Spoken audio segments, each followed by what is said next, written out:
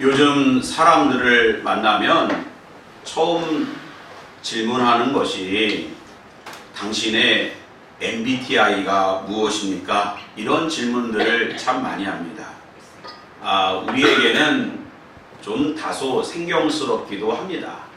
예전에는 뭐 O형이냐 B형이냐 뭐 이렇게 물어보는데 요즘은 뭐 MBTI가 도대체 뭐가 됩니까? 뭐 ISTJ다, 뭐 INFP다, 뭐 이러한 이야기들을 종종 합니다. 이 MBTI는 사람의 성격을 16가지로 이렇게 나눈 것입니다. 4가지의 판단 기준을 두고 또 4가지의 경우를 두어서 뭐 X축을 4, Y축을 또 4, 그래서 그 같이 곱하면 4 곱하기 4에서 경우의 수가 14가지가 되는 것입니다. 그 판단 기준을 좀 살펴보면 어떤 사람을 볼 때 그 사람의 성격이 내향적이냐 외향적이냐, 외향적이면 E, 그 다음에 내향적이다 그러면 I로 그렇게 시작이 되는 것입니다. 또 사물을 관찰하는데 오감을 동원해서 다분히 객관적이고 현실적으로 판단하는 사람은 S다 라고 이야기하고, 좀 그것을 해석하려고 하고 또 미래적으로 바라보려고 하고 그러한 사람은 N이다, 그렇게 N형이다 라고 그렇게 이야기합니다. 또 논리를 함에 있어서 다분히 이성적이고 논리적인 사람을 T형이다. 어떤 사건이 일어나는 것에 대해서 객관적으로 논리적으로 이성적으로 판단하는 사람은 야, 너 왜 이렇게 차갑냐? T다 이렇게 이야기하고요. 그 다음에 그 사건의 뭐 사실과 그런 내용은 둘째치고 어떠한 마음으로 그것을 다가가느냐, 감정이 풍부한 것은 F형이다 그렇게 이야기합니다. 그리고 마지막에는 어떤 일을 계획함에 있어서 무엇이라도 꼼꼼하게 계획하고 그 계획에서 벗어나는 것을 싫어하는 사람을 J다 라고 이야기하고, 언제든지 그 계획을 바꿀 수 있고 또 즉흥적으로 여행을 떠날 수 있는 사람을 P다 라고 그렇게 이야기합니다. 그래서 그것을 생각해서 저를 판단해 보니까 저는 E형이고요. I보다는 E가 강하고 그 다음에 현실적인 것보다는 좀 미래적인 N이 있고요. 그 다음엔 논리적인 것도 좀 추구하지만 F이기를 좋아하고, 또 무슨 일을 계획하고 그 계획에서 벗어나는 것을 조금 싫어하는 J형의 성향이 있는 것 같습니다. 그래서 제가 ENFJ이고요. 사회 운동가고요. 그런 사람들은 목회자가 딱 맞다는 거예요. 그래서 내가 목회를 하고 있구나 이런 생각이 있고, 그래서 제가 저하고의 반대되는 성향을 한번 찾아봤는데 그 사람은 I고요, S고요, T고요, 그 다음에 P입니다. ISTP. 그래서 그 사람은 예술가, 재능가, 다재다능하고 임기응변에 아주 강한 사람, 그런 사람을 만나서 결혼했으면 좋았을 텐데 어쨌든 현실은 아닌 것 같습니다. 그런데 중요한 것은 제가 이 이야기를 왜 하느냐, 그런데 참 논리적이고 그럴싸해 보이지만 어떻게 사람의 유형이 16가지 안에 다 들어가겠냐라는 거예요. 참고서가 되지 좀 그 패턴에 갇혀서 내가 알았어, 당신은 인프야, INFP야, 그러니까 그렇지, 이렇게 판단하는 모양새도 그리 좋아 보이지 않는다는 것입니다. 요즘 우리는 이러한 패턴이라고 하는 말을 참 자주 듣게 됩니다. 하다못해 핸드폰을 우리가 보면서도 패턴 장치가 있어서 핸드폰을 열 때마다 당신의 패턴이 무엇입니까? 이렇게 질문을 하죠. 패턴이란 말은 어떠한 유형이라든지 또 양식이라든지 그런 일정한 형태를 패턴이라고 이야기합니다. 사람과 동물은 어떤 패턴을 가지고 있다는 겁니다. 그래서 범죄 심리학에서도 범죄자들이 어떤 패턴을 갖고 있느냐, 그것을 통해서 범죄자들을 연구하기도 하고요. 또 사람들에게 소비 패턴을 연구해서 이번 계절에는 어떠한 것을 팔아야 되느냐, 이런 상업적으로도 패턴을 참으로 많이 연구합니다. 제가 어렸을 적에요, 한 중학교 때였던 것 같아요. 같이 친구들이 어느 날 갑자기 겨울에 토끼를 잡으러 가자는 거예요. 여러분 그런 경우가 있는지 모르겠어요. 토끼를 잡으러 산으로 가자고 하는데, 그래서 저는 애들이 그래도 뭔가 뭐 이렇게 토끼를 잡을 만한 뭐 도구라도 가지고 가나 봤더니요, 그냥 긴 막대기 하나씩만 들고 가는 거예요. 야, 그래서 어떻게 이렇게 빠른 토끼를 잡을 수 있냐라고 물어봤더니, 토끼는요, 산토끼는 패턴이 있다는 거예요. 어떤 패턴인가 봤더니 자기가 다닌 길만 다니는 거예요. 그러니까 토끼 발자국만 열심히 따라다니다 보면 토끼를 발견하게 되고, 그 토끼를 몰면은 아래서 위로 몰면 토끼는 뒷다리가 뭐 하고 또 위에서 아래서 또 몰기도 하고 이러면 우왕좌왕하다 보면 토끼가 갈팡질팡하다가 잡힌다는 거예요. 그래서 정말 그게 사실일까 하고 친구들을 따라가 봤는데 갑자기 어떤 한 친구가 토끼다 그러는 거예요. 그래서 막 달려갔더니 그 토끼가 정말 자신이 다니던 길로만 다니다가 올무에 걸려가지고 그날 정말 산에서 토끼 한 마리를 잡아가지고 온 경우가 있습니다. 그래서 사람이나 동물이나 패턴이 있구나 그런 생각을 하게 됩니다. 여러분, 사사기를 보면 패턴이 있습니다.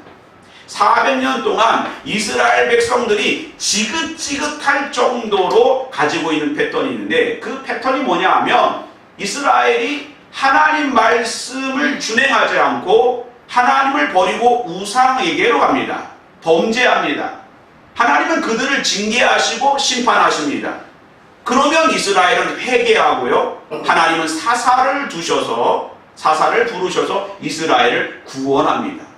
거기서 끝나면 좋은데 이들은 은혜를 곧 망각하고요, 하나님이 구원해 주신 그 구원의 감격, 오늘 찬양대가 참 은혜롭게 찬양했는데 그 하나님 주신 은혜를 금방 망각하고요, 그리고 또 범죄를 저질러서 하나님의 심판을 받게 된다는 것입니다. 여러분, 얼마나 하나님께서 모세를 통해서 이스라엘에게 너희 앞에 그리심산이 있고 에발산이 있지 않느냐, 하나님의 말씀을 준행하기만 하면 하나님께서 너희를 그리심산에 세우심과 같이 복을 주시리라, 축복하리라. 그러나 그것을 하나님의 말씀을 망각하고 교만하여 하나님을 버리고 우상 숭배를 열심히 했던 것입니다. 성경을 보면은요, 정말 위대한 사람들, 우리가 믿음의 본받고 추앙할 만한 그런 사람들이 있는데, 그런 사람들의 특징은 패턴을 초월했다는 거예요. 여러분, 갈대아 우르에서 하나님의 말씀에 순종하여 한 번도 가보지 못한 낯선 땅으로 이동한 아브라함을 보십시오. 아브라함은 갈대아 우르라고 하는 곳에서 살았다고 하면 잘 먹고 잘 살다가 그렇게 죽을 수 있는 인생이었습니다. 그러나 70이라고 하는 나이에, 늦지 않은 나이에 하나님 말씀에 순종하여 갈대아 우르를 떠나지 않습니까? 패턴을 초월합니다. 요셉을 보십시오.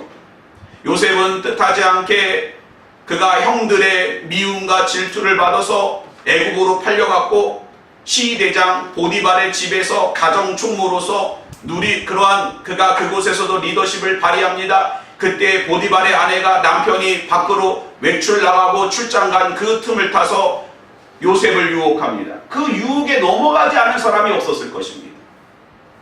그러나 요셉은 패턴을 초월합니다. 절대로 넘어가지 않고 하나님 앞에 자신의 믿음을, 하나님의 백성됨을 선포합니다. 결국엔 그것으로 감옥에 가게 되었고, 하나님은 그를 애굽의 총리로 세우는 모습을 보게 됩니다. 여러분, 예레미야를 보십시오. 예레미야가 그 하나님의 말씀을 선포하던 그 당시에 수많은 선지자들이 이곳은 여호와의 성전이라, 여호와의 성전이라, 여호와의 성전이라, 예루살렘에 하나님의 성전이 있기 때문에 절대로 바벨론에게 멸망하지 않을 거라고. 그러나 예레미야는 그러한 예언적인 패턴 쫓아가지 않았어요. 하나님께 구했고 하나님의 말씀을 받아서 선포합니다. 너희는 반드시 멸망하리라. 차라리 바벨론이 침공해 왔을 때 항복해라. 순순히 항복해라. 그리고 포로로 끌려가라. 그곳에서 잘 먹고 잘 살아라. 마치 우리에게 들으면, 우리의 상황에 비춰보면, 너희 어느 나라가 들어오면 항복해라. 그리고 그곳에 포로로 끌려가서 잘 먹고 잘 살아라. 매국노적인 그러한 모습이 보이는 거예요. 그러나 그 일로 인하여 예레미야가 큰 고통을 당하지만 절대로 그러한 거짓 선지자들의 그 길을 쫓아가지 않습니다. 패턴을 초월합니다. 사랑하는 성도 여러분, 우리는 이 사사기 시대의 이스라엘 백성들이 가지고 있는 이러한 패턴을 쫓아가는 것이 아니라 오히려 패턴을 초월하여 하나님 앞에 믿음의 사람으로 견고하게 서는 저와 여러분 되시기를 주님의 이름으로 축원드립니다. 오늘 말씀을 보십시오. 오늘 말씀을 보면 이스라엘 백성들이 하나님 앞에 범죄하고 하나님 징계하시고 심판하시고 구원하시고 망각하고 다시 범죄하는 그런 상황 속에서 하나님은 패턴을 파괴하십니다. 이스라엘이 회개했지만 회개 나오면은 하나님의 구원이고 용서고 구원인데 하나님이 용서하지 않고 구원하시지 않는다는 것입니다. 13절 말씀 우리 같이 한번 읽어보겠습니다. 시작. 너희가 나를 버리고 다른 신들을 섬기니 그러므로 내가 다시는 너희를 구원하지 아니하리라. 여러분, 사사기 중간입니다. 지금 사사기 역사에서 가장 한복판에 있는 말씀이에요. 하나님이 갑자기 이제 이스라엘이 범죄하고 이스라엘을 심판하시고 하나님께 회개하고 용서를 구하면 당연히 하나님이 용서해 주셨는데 용서하지 않겠다는 것입니다. 6절을 한번 보세요. 이스라엘의 죄악이 얼마나 컸습니까? 한번 같이 한번 읽어보겠습니다. 시작. 이스라엘 자손이 다시 여호와의 목전에 악을 행하여 바알드가 아스다롯과 아랍의 신들과 시돈의 신들과 모압의 신들과 암몬 자손의 신들과 블레셋 사람들의 신들을 섬기고 여호와를 버리고 그를 섬기지 아니하므로 가나안의 모든 신을 섬긴 것. 여기서 다시라는 말이 나오는데 다시는 히브리어로 야샤프입니다. 그 다시라고 하는 것은 단순한 반복이 아니고요. 보태다, 더하다, 플러스하다. 이전에 이스라엘이 우상 숭배한 것은 창피할 정도로 비교할 수 없을 정도로 이스라엘이 하나님 앞에 악을 행하고 우상 숭배로 하나님 마음에 근심이 되었던 겁니다. 그 일로 인하여 하나님은 암몬 족속을 강하게 하셨고 요단 동편에 있는 길르앗을 치게 하셨고 거기서 멈추지 않고 요단 서편으로 건너와서 유다와 베냐민과 에브라임까지도 이스라엘 12지파의 핵심이 되는 유다 지파까지도 공격하게 했던 것입니다. 그래서 18년 동안 고난을 받게 하신 거예요. 압제를 당했습니다. 마치 사자가 자신이 잡은 짐승을 갈기갈기 찢듯이 이스라엘을 그렇게 압제했다는 것입니다. 중요한 사실은 우리가 정말 착각하지 말아야 될 것은 하나님도 패턴을 파괴하실 수 있다. 우리가 그 정말 고난과 징계와 하나님의 심판의 자리에서 아무리 돌이켜 하나님에게 회개하고 용서를 구한다고 하더라도 하나님이 용서하시지 않을 수도 있다는 사실을 우리는 알아야 할 것입니다. 모든 죄가 용서되는 건 아니에요. 그러므로 우리는 하나님 앞에 회개할 수 있을 때, 죄를 구할 수 있을 때, 용서받을 수 있을 때 우리가 하나님 앞에 온전히 나아가는 저와 여러분 되시기를 주님의 이름으로 축원드립니다. 여러분, 용서받지 못한 12제자 중에 한 사람도 있지 않았습니까? 가룟 유다는 예수님을 3년 동안 쫓아다녔어요. 3년 동안 쫓아다니면서 마지막 순간에는 그의 정치적인 비전과 예수님이 가신 십자가의 길이 다르다는 것을 알게 되었고 그만 예수님을 대제사장에게 30냥, 은 30냥을 받고 팔아버립니다. 그 일로 예수님이 십자가 고난을 당한 거예요. 유다는 나중에 그것이 잘못됐다라는 사실을 알게 되었고 은 30냥을 대제사장들에게 돌려주었지만 그들은 그 일을 멈추지 않았습니다. 유다는 너무너무 하나님 앞에 죄가 크다는 사실을 깨닫고 어떻게 했습니까? 철저히 용서를 구하고 회개했을 것입니다. 그러나 그는 스스로 나아가 나무에 목을 매달았고 그 나무가지가 부러져서 창자가 터지는 비참한 최후를 맞이하게 됐던 것입니다. 사랑하는 성도 여러분, 패턴을 초월하는 신앙, 또 패턴을 언제든지 파괴할 수 있는 하나님의 그러한 인격적인 하나님을 우리는 기억해야 될 것입니다. 오늘 우리는 패턴에 갇혀서는 안 될 것입니다. 당연히 죄를 범하고 우리가 하나님의 심판과 또 회개 가운데 하나님 반드시 우리를 구원하실 거라고 하는 이러한 패턴에 갇혀서는 안 되고, 패턴을 초월하여 하나님께 영광을 돌리고 감동을 주는 믿음의 그러한 거목이 되시기 바랍니다. 그럼 어떻게 우리는 패턴에 갇히지 않게 될까요? 15절 말씀 같이 한번 읽어보겠습니다. 시작. 이스라엘 자손이 여호와께 여쭈되 우리가 범죄하였사오니 주께서 보시기에 좋은 대로 우리에게 행하시려니와 오직 주께 구하옵나니 오늘 우리를 건져내옵소서 하고. 자, 보세요. 본문에서 하나님이 이스라엘을 향하여 내가 너희를 구원하지 않겠다라고 했을 때 이스라엘은 알겠습니다. 제 마음이 자존심이 상해요 하고 더더욱 우상 숭배로 간 것이 아니라 그들이 구원은 오직 하나님께 있다는 사실을 인정하고 하나님께 나아간 것입니다. 여러분, 이 땅 가운데 the one way, 유일한 생명의 길은 오직 하나님께 나아가는 것임을 믿으시기 바랍니다. 아멘. 여러분, 우리가 살다 보면은요, 부모님하고 이러한 관계가 원만할 때도 있지만 또 부모님과의 관계가 또 속상할 때도 있어요. 그러면 어머니가 그러죠. 이러면서 당장 내 집에서 나가라. 내가 너를 용서하지 않을 거야. 네 딸 데리고 나가. 그럴 수 있을 거예요. 그럴 때 그게 정말 부모의 마음일까요? 그럴 때 어떻게 합니까? 그때는 좀 화를 피해야겠죠. 좀 나가서 어머니의 얼굴을 보지 않고 피하다가 좀 어머니가 화가 좀 가라앉으면 엄마 미안해 하고 돌아오면 엄마가 아니야 오지 마 그렇게 합니까? 그래 다음엔 또 잘해보자 라고 또 이렇게 안아주는 게 부모의 마음 아닐까요? 하나님도 역시 마찬가지입니다. 우리가 하나님께서 용서하지 않겠다라고 하는 것은 하나님의 진심이 아닐 것입니다. 그러므로 우리는 끝까지 죽을 때까지 하나님께서 용서해 주시지 않으면, 하나님께서 열어주시지 않으면 우리는 살 길이 없습니다. 오직 구원은, 생명은 하나님께 있다는 사실을 기억하시기 바랍니다. 1971년 12월 25일 서울 중구에 대영강이라고 하는 호텔에서 불이 났습니다. 그 호텔은 우리나라의 서울에서 최초의 마천루라고 할 정도로 높이가 21층까지 아주 높은 그러한 호텔이었습니다. 얼마나 사람들이 그 호텔에 가서 커피를 마시며 또 어떤 사람들은 21층에 보니까 거기엔 또 나이트클럽까지 있었대요. 거기 가서 또 술을 마시며 외교 거기 터키 대사에 있는 직원도 근무하고 누구도 근무하고 왜 그 대사들 또 영사들도 거기서 묵으며 얼마나 사람들이 즐거워했습니까? 12월 25일 날 불이 나가지고요.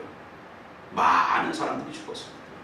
심지어 어떤 사람들은 침대 매트리스에 자신의 몸을 묶어가지고 떨어지면 매트로 이렇게 충격을 해서 살 거다. 여러분 그건 착각이죠. 머리부터 다 떨어졌던 그러한 사람들이 다 죽었고 166명이 되는 어마어마한 사람들이 서울 한복판에서 죽음을 맞이했는데 그런 상황 속에서도 살아남은 사람들이 있어요. 그 대형각이라고 하는 호텔을 옆으로 이렇게 돌려보니까 그 옆에 7층짜리가 붙어 있었어요. 그 7층까지 내려온 사람은 이 소방차, 사다리차가 그 중구 소방서에 유일하게 있었던 그 사다리가 올라가서 그 사람들은 거기서 내려와서 그나마 그곳에 있었던 사람들은 살았다는 것입니다. 여러분 우리가 이 땅 가운데 죄의 하나님의 심판에 놀라운 죄의 파도 가운데 불바다 가운데 살아남을 수 있는 유일한 길은 예수 그리스도. 하나님께 가는 그 길밖에 없는 거예요. 우리가 다시 하나님은 용서하지 않는다고 하더라도 하나님께 붙어있고 하나님께 나아가는 우리 모두가 되시기를 주님의 이름으로 축원드립니다. 두 번째는요 16절 말씀 우리 전반부만 한번 같이 한번 읽어보겠습니다. 시작. 자기 가운데서 이방신들을 제하여 버리고 여호와를 섬김에 여기까지요. 그러니까 정말 우리가 패턴에 갇히지 않은 것은 죄에 대하여 경계하며 우리 가운데 있는 죄를 완전히 제거하고 회개하고 하나님께 나아갈 때 하나님 우리를 구원하여 주시는 것입니다. 지난 주간에 제가 우리 그 한정숙 권사님 얼마 전에 아버지 돌아가시고 장례 치르는데 다녀왔는데 그 어머니가 올라오셨다고 해서 신방을 갔습니다. 근데 그분이 아주 늦게 예수를 믿었어요. 늦게. 지금 90세가 넘었는데 그 할머니가 늦게 예수를 믿었는데도 항상 하나님을 구하더라고요. 뭐가 좀 아프면 이래요. 하나님, 제가 이렇게 아픈데 하나님 왜 아플까요? 하나님 저를 만져주세요. 계속 자신이 하나님 앞에 무엇을 잘못했는가 계속 묵상하고 기도하고, 기도하는 가운데 몸이 또 참 아픈 것도 사라지고 너무 좋다는 거예요. 이 예수 좀 일찍 믿었으면 얼마나 좋았겠냐고. 그 어르신 성함이 김분악이에요. 악을 쓰듯이 이야기해요. 악을 쓰듯이. 여러분, 패턴에 갇히지 않으려면 우리 안에 있는 죄를 완전히 제거하고 영적인 교만을 버리고 무지를 버려야 되는 것입니다. 영적으로 교만하고 무지하면, 영적으로 무지하고 교만하면 그는 절대로 그 패턴에서 빠져나올 수가 없는 거예요. 하나님은 오늘 가감에게 죄에서 돌이켜 그 죄를 제거하고 하나님 앞에 정결하게 나오라고 말씀하고 있는 것입니다. 마지막은 16절 후반절을 같이 섬김의 다음부터 읽겠습니다. 시작. 여호와께서 이스라엘의 본고로 말미암아 마음에 근심하시니라. 이것이 하나님의 진심인 거죠. 오늘 본문을 보면 공고라고 하는 단어가 자주 나오는데, 공고라고 하는 것은 고통을 당하는 거죠. 이스라엘의 고통을 하나님은 그대로 바라만 보고 있을 때 마음이 편치 않다는 거예요. 그러므로 우리가 그곳에서 돌이켜 그 패턴 가운데서 패턴을 추월하여 하나님 앞에 감동 있는 그러한 신앙이 되기를 바라시는 것입니다. 누가복음 19장을 보세요. 예수님께서 여리고로 내려가셨을 때 삭개오가 예수님 한번 보자고 그 큰, 여러분 뽕나무가 아니에요. 돌무화과 나무예요. 얼마나 큰 나무가 여리고에 있는지 몰라요. 그 여리고의 큰 나무에 키가 작은 삭개오가 올라가서 예수님을 보는 겁니다. 그 나무에 올라간 삭개오를 상상해 보세요. 패턴에 갇혀 있는 거예요. 올라갈 수도 더 이상 내려오지도 못하는, 좌우로 갈 수 없는 패턴에 갇힌 삭개오. 근데 예수님이 그와 눈을 마주칩니다. 오늘 내가 네 집에 유하겠다. 너무나도 그 패턴을 추월케 하시는 예수님을 만났고, 삭개오는 자신의 집에 들어온 예수님을 향하여 내 재산을 팔아서 가난한 이웃과 나누며 그들 가운데 토색한 것이 있으면 4배나 갚겠나이다. 오늘 구원이 이 집에 이르렀으니 이 사람도 아브라함의 자손. 저는 삭개오는 패턴을 추월한 신앙으로 거듭났다고 봅니다. 여러분, 여러분의 패턴을 보면, 마치 부모가 아이들을 보면 패턴을 읽을 수 있어요. 아, 저렇게 공부 안 하다가 저렇게 속썩이다가 고생할 텐데 패턴이 보여요. 하나님도 역시 마찬가지. 그 패턴을 초월할 수 있는 믿음의 사람으로서 하나님 앞에 감동되어지는 그런 인생 사시기를 주님의 이름으로 축원드립니다. 기도하겠습니다.